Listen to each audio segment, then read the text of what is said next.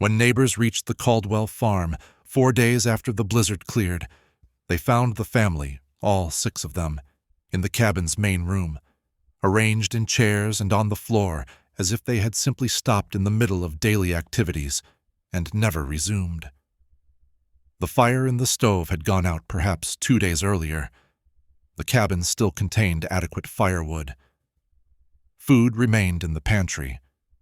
But sometime during the blizzard's 3rd day, for reasons that no one could definitively determine, the Caldwell family had stopped making the sounds that survival required, stopped feeding the fire, stopped eating, stopped moving, and had let the cold complete its work while they sat together in silence. Welcome to this journey through one of the most inexplicable cessations ever documented in the OZARK Plateau. In the years when blizzards could trap families for days or weeks, when survival depended on maintaining fire and consuming food and continuing the physical motions that kept bodies warm and metabolism functioning, when endurance meant pushing through exhaustion and cold and isolation until weather broke and movement became possible again, there lived a family who stopped enduring midway through a storm that others survived, who ceased the activities that survival required while still possessing the resources and the physical capacity to continue, and who demonstrated through their silent ending that sometimes the surrender to cold and isolation is not dramatic refusal or sudden crisis, but simply a gradual cessation, a stopping that looks from outside like a choice, but that might have been something else entirely, something that happened to them, rather than something they decided. Leave a comment where you're watching from as we trace the line between endurance and cessation, between surviving and stopping. This video is a work of fiction created solely for entertainment purposes. Any resemblance to actual persons living or dead is purely coincidental. Before we enter that silent cabin and try to understand what caused a family to stop surviving while survival was still possible, consider what blizzard endurance meant on the frontier and why the continuation of basic activities, maintaining fire, eating food, moving enough to generate warmth, was understood to be not automatic, but something that required constant conscious effort that could fail when exhaustion or cold or psychological deterioration made effort seem pointless or impossible. Blizzards were tests of endurance, of the ability to continue performing necessary tasks through days when confinement and cold and monotony made every action require effort that normal circumstances would make automatic. When the simple act of adding wood to a fire or preparing food or moving from chair to bed became decisions that required will, rather than reflexes that occurred without conscious thought. Families survived blizzards by maintaining routines, by continuing to eat at regular times even when appetite was suppressed by cold or by inactivity, by continuing to tend fire even when the repetitive physical effort seemed exhausting, by continuing to engage in conversation or in activities that prevented the psychological deterioration that isolation and confinement could create when days passed without external stimulation or without change in circumstances or routine. The families that failed to survive blizzards were often those who stopped maintaining these routines, who allowed fire to burn low or to go out because adding wood seemed like too much effort, who stopped eating because preparing food seemed pointless, who retreated into silence and inactivity because conversation required energy that cold and confinement had depleted. The Caldwell family consisted of James and Martha, both 42 years old, and their 4 children, Robert, age 16, Mary, age 14, Sarah, age 11, and William, age 8. They had lived on their homestead approximately 6 miles east of what would eventually become Gainesville, Missouri, since 1880, had survived 7 previous winters without unusual difficulty, and were considered by neighbors to be a capable family who managed their property well, and who showed no signs of the psychological fragility or the physical inadequacy that made some families unsuited for frontier isolation and hardship. The blizzard that would trap and ultimately kill the Caldwell family began on January 15, 1888, with snow that fell heavily from the start, accumulating at perhaps 2 inches per hour and creating within the first day conditions where travel was impossible and where families in isolated homesteads understood that they were confined until the storm ended, however long that took. The blizzard was part of a larger weather system that affected much of the Midwest, and that would later be documented as one of the most severe winter storms of the 1880s, creating conditions where multiple families died from cold or from complications of extended confinement without adequate supplies or preparation. But the Caldwell family had adequate supplies. They had firewood sufficient for weeks of continuous burning. They had food stored for months, dried beans and cornmeal and preserved meats and vegetables that would provide adequate nutrition through any reasonable duration of confinement. Their cabin was solid, recently repaired, with a good stove and with walls that were chinked against cold.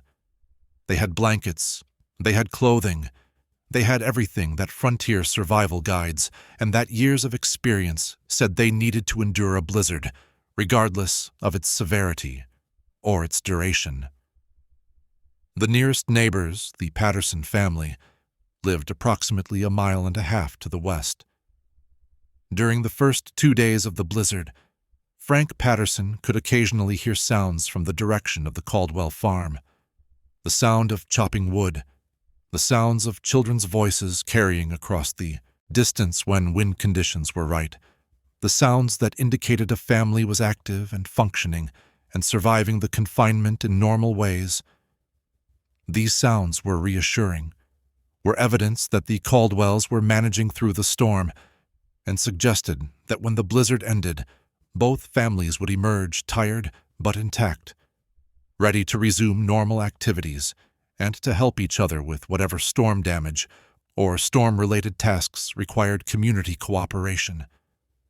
But on the afternoon of the third day, January 17th, Frank Patterson realized that he had not heard sounds from the Caldwell farm for many hours, that the normal noises of human activity that had been occasionally audible through the earlier days of the blizzard had ceased, and that the silence from that direction was complete and had persisted long enough to be noticeable and concerning. The absence of sound did not necessarily mean crisis. Wind conditions might have changed.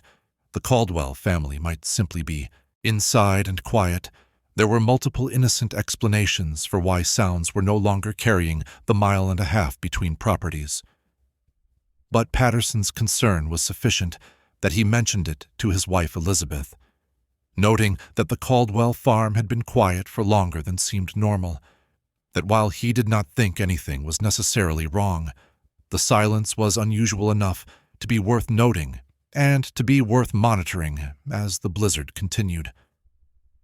Elizabeth agreed that the silence was odd, but suggested that Frank was probably worrying unnecessarily, that the Caldwells were fine and were simply being quiet, and that when the storm ended, they would verify that everything was normal and would share the relief that came from having survived another hard winter storm. The blizzard continued through January 17th and 18th without abating. Visibility remained near zero. Snow continued to accumulate, and temperatures dropped to levels that made even brief exposure dangerous. Frank Patterson checked occasionally to see if he could hear any sounds from the direction of the Caldwell farm, but he heard nothing. No chopping, no voices, no signs of activity. The silence persisted through the remainder of the third day and through the entire fourth day, becoming more concerning as it extended, but not yet concerning enough to justify attempting to reach the Caldwell farm through blizzard conditions that made travel potentially fatal. The storm finally began to moderate on the morning of January 19th, the fifth day since it had begun, with snowfall tapering to light flurries, and with visibility improving enough to allow travel for anyone willing to make the difficult journey through snow that had accumulated to depths estimated at 3 to 4 feet on level ground. Frank Patterson waited until mid-morning to ensure that the moderation was genuine and not merely a temporary lull, and then he set out toward the Caldwell farm, intending to verify that the family was well and to offer any assistance they might need after 5 days of confinement and storm. The journey took nearly 2 hours to cover the 1.5-mile distance, the deep snow making walking exhausting, and the drifts that had formed against obstacles requiring significant detours or difficult climbing. Patterson called out as he approached the Caldwell cabin, announcing his presence and expecting to see someone emerge or to hear response from inside, indicating that the family had survived and was ready to see a neighbor after days of isolation. But there was no response. The cabin was silent. No smoke rose from the chimney, a concerning sign on a morning when temperatures were still well below freezing and when anyone inside should have been maintaining substantial fire. Patterson called out again, more loudly, and when no response came, he approached the cabin door and knocked, calling James's name and asking if the family was well. Silence. Complete silence from inside the cabin, the kind of silence that indicated either that no one was present or that something was very wrong with whoever was present.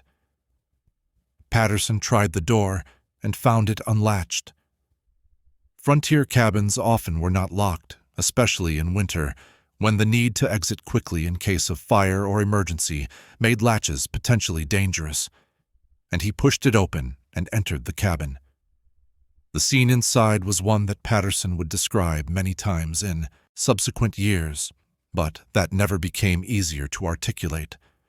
A tableau of normalcy that was rendered profoundly abnormal by its stillness, by the cold that pervaded the space, and by the gradual realization of what he was seeing. The Caldwell family was there, all 6 of them, in the main room of the cabin.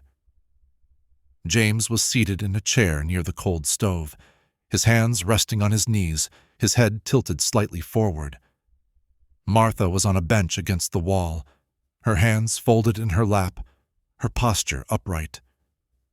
The 4 children were arranged around the room, Robert and Mary in chairs, Sarah and William on the floor, all positioned as if they had simply stopped in the middle of ordinary activities and had remained frozen in those positions.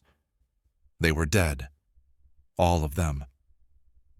Patterson determined this through the cold rigidity of the bodies, through the pale, waxy appearance of the skin, through the complete absence of breath or movement or any sign of life.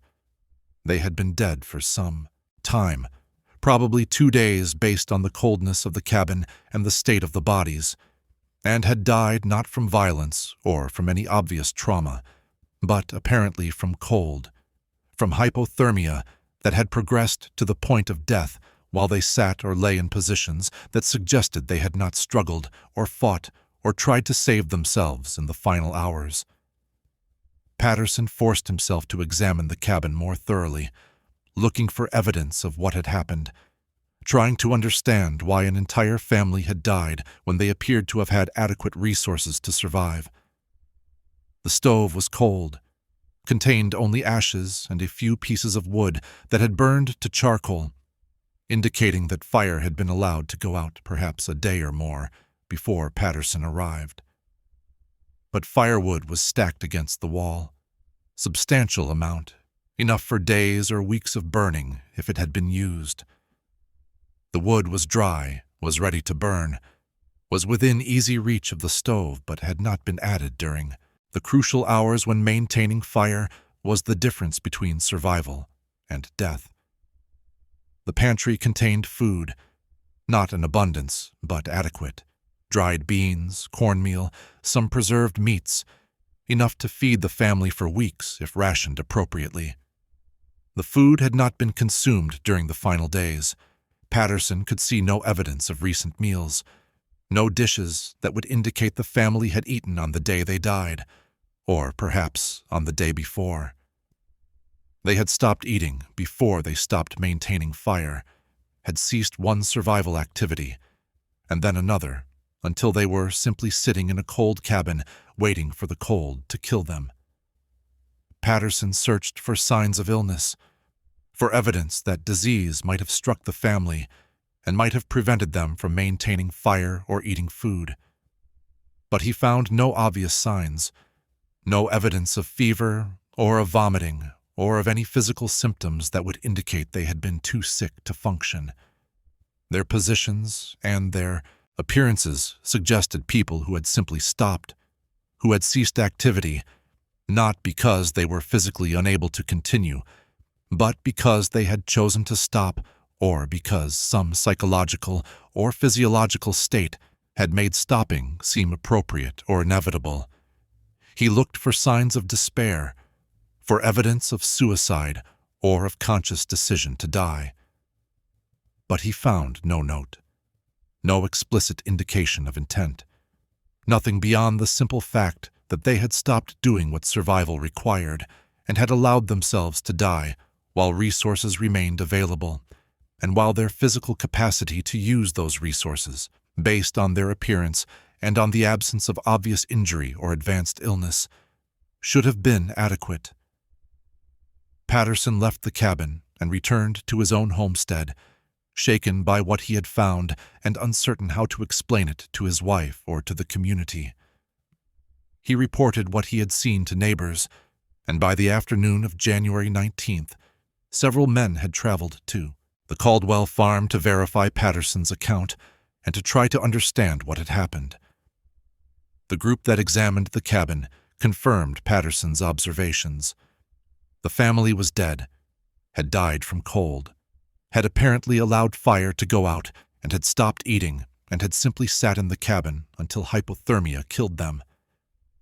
The resources that should have kept them alive were present and accessible. There was no obvious reason, no physical incapacity, no lack of supplies, no external threat, why they should have stopped surviving.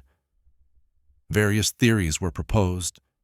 Some suggested that carbon monoxide from the stove might have poisoned the family, creating confusion and lethargy that prevented them from maintaining fire or eating food, and that eventually led to death from hypothermia once the fire went out.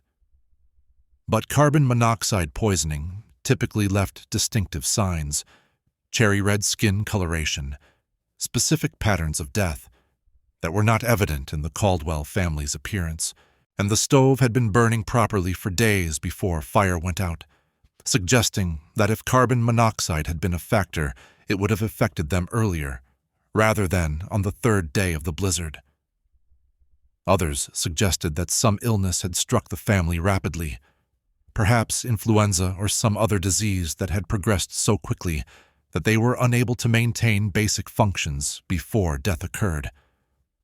But the absence of obvious symptoms, the positions of the bodies that suggested they had simply stopped, rather than having collapsed from acute illness, and the fact that all 6 family members appeared to have died at approximately the same time, or within a short period, made illness seem insufficient as explanation. A few people suggested that the family had made a conscious decision to die together, that despair or some psychological crisis had led them to stop fighting for survival and to accept death as preferable to continued hardship. But this theory required accepting that children as young as 8 would participate in such a decision, that an entire family would agree to die without leaving any note or explanation, and that the despair that might drive such a choice would arise on the 3rd day of a blizzard, rather than after weeks of hardship that might more plausibly create suicidal ideation. What the doctor from the nearest substantial town, a man named William Morrison, who traveled to the Caldwell farm 3 days after the bodies were discovered, understood was that the condition he was observing had no clear precedent in his experience. He had seen death from hypothermia before, had seen families die from cold when supplies ran out or when cabins failed structurally, or when people were trapped outside without shelter. but he had never seen a family die from cold while sitting in a cabin that contained adequate firewood and adequate food, while positioned in ways that suggested normal activity rather than final crisis, and with no obvious signs of the illness or injury or despair that might explain why they had stopped doing what survival required. Morrison examined the bodies carefully, looking for evidence of disease or poisoning or trauma. He found nothing definitive. The bodies showed the typical signs of death by hypothermia: the cold, rigid flesh, the pale color, the positions that suggested the gradual loss of consciousness that hypothermia creates. But they did not show the signs of struggle or distress that should accompany awareness that death was approaching, that should make people fight to survive or at least show evidence in their final positions that they recognized the danger and tried to respond to it. What troubled Morrison most was the arrangement of the bodies, the fact that they were positioned as if engaged in normal activities, as if they had simply been sitting and standing in their usual places and had stopped without transitioning to positions that indicated crisis or emergency. James in his chair near the stove, positioned as if he had been tending the fire or preparing to tend it. Martha on her bench, sitting upright as if she had been sewing or reading. The children scattered around the room in positions that suggested normal evening occupation rather than final desperation. Morrison knew that hypothermia affected judgment and behavior, that as body temperature dropped, people often made irrational decisions or failed to take actions that would save them. People experiencing severe hypothermia sometimes removed clothing, a phenomenon called paradoxical undressing that occurred when failing thermoregulation caused sensations of heat rather than cold. They sometimes sought out small enclosed spaces, terminal burrowing behavior that represented some final instinct to find shelter even when shelter was inadequate or inappropriate. But the Caldwell family had done neither. They had kept their clothing on. They had remained in the main room rather than seeking enclosed spaces. They had simply stopped maintaining fire and stopped eating and had sat or lain in position until the cold killed them. This pattern did not match the known behavioral changes of hypothermia, did not align with what Morrison understood about how people died from cold, and suggested that something else had been happening, some psychological or physiological state that current medical knowledge could not adequately explain or categorize. Morrison's official determination was death by hypothermia due to failure to maintain adequate heat, but he privately acknowledged that this determination described what had killed them without explaining why they had allowed it to kill them, why they had stopped performing the basic actions that would have prevented their deaths, or what sequence of events had led from normal survival activities on the first 2 days of the blizzard to complete cessation on the 3rd day and to death by the 4th or 5th day. The community's response to the deaths was complicated by the lack of clear explanation. Funerals were held. The 6 bodies were buried in a single plot in the local cemetery, and the Caldwell farm was left empty. No one wanted to claim property where an entire family had died under circumstances that no one could satisfactorily explain. The cabin stood vacant for years, gradually deteriorating as empty structures do, and by the turn of the century it had collapsed entirely, leaving only a depression in the ground where the foundation had been, and a few scattered stones that marked where the chimney had stood. Theories about what happened to the Caldwell family persisted for years, discussed whenever the story was told, debated among people who tried to make sense of deaths that seemed to have no adequate explanation. Some theories focused on environmental factors, unusual weather conditions, gas seepage from the ground, something in the water or the food that might have affected them. Other theories focused on psychological factors, mass hysteria, shared delusion, the kind of collective psychological breakdown that could theoretically affect a family under stress, but that had few documented precedents, and that seemed implausible when applied to a capable frontier family surviving what should have been endurable hardship.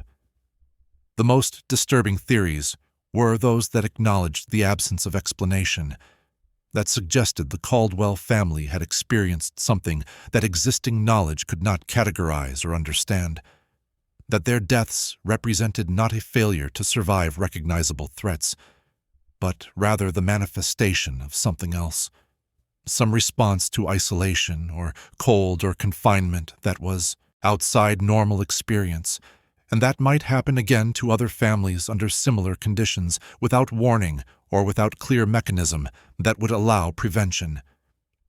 Modern understanding of hypothermia and of the psychological effects of isolation provides some additional framework for interpreting what might have happened, but it does not resolve the fundamental mystery. Hypothermia can affect judgment and create lethargy, and can make people stop taking survival actions, but it typically does so after body temperature has already dropped significantly, after cold has already progressed to dangerous levels. The Caldwell family appeared to have stopped maintaining fire while they were still functioning normally in other respects, suggesting that whatever caused them to stop was not advanced hypothermia, but something else that made stopping seem appropriate before cold had progressed to the point where it would have created the confusion and impaired judgment that hypothermia causes. Some modern theorists have suggested that carbon monoxide poisoning remains the most likely explanation, despite the absence of typical signs. That low-level exposure over days could have created confusion and lethargy that led to cessation of survival activities without creating the acute symptoms that would have been obvious to investigators.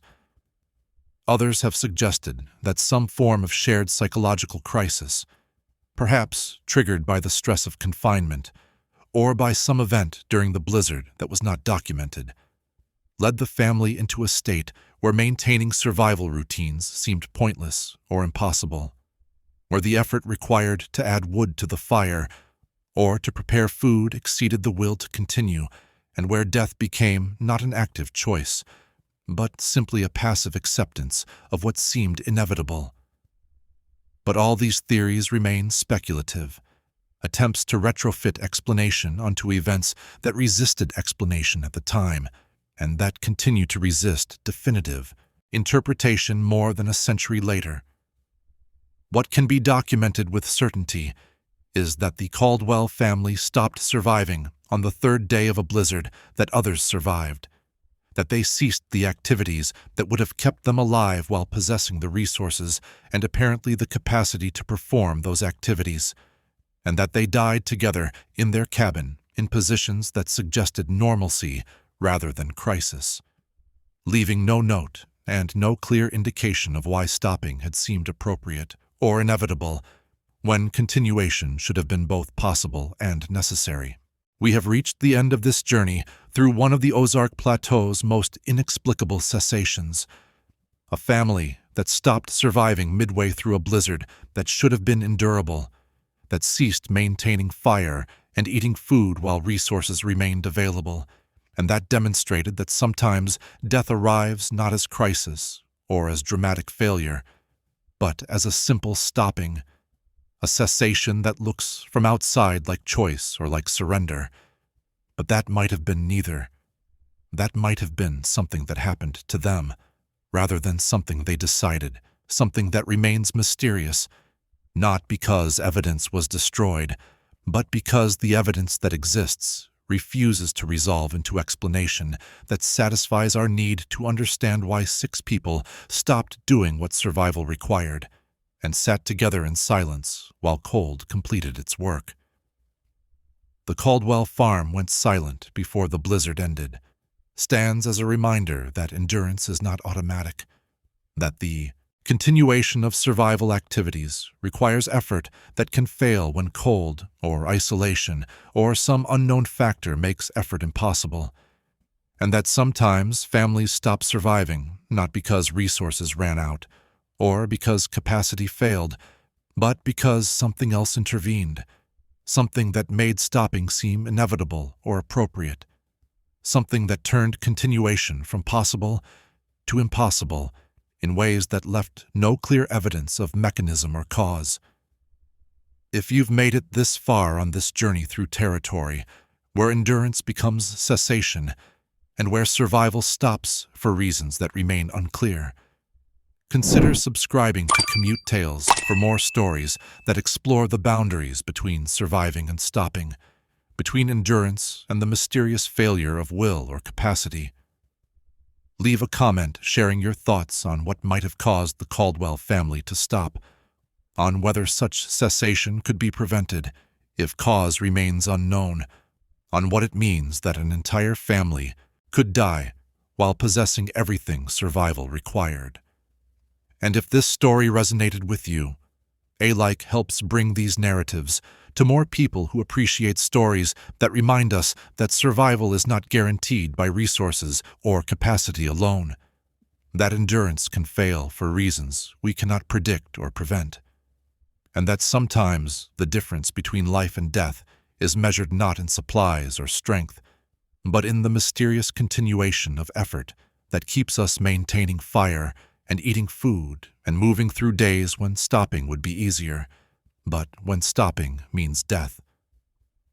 Until our next journey into territories where families go silent and where blizzards take more than they should, remember that somewhere on the OZARK Plateau, an entire family once stopped surviving on the third day of a storm, while firewood sat unused and food sat uneaten, and the simple acts that would have saved them went unperformed for reasons that no one could determine then and that no one has definitively explained since, leaving only the silent cabin and the 6 bodies arranged as if in the middle of ordinary evening, and the question that persists across more than a century: why did they stop when stopping meant death, and when continuation was still possible?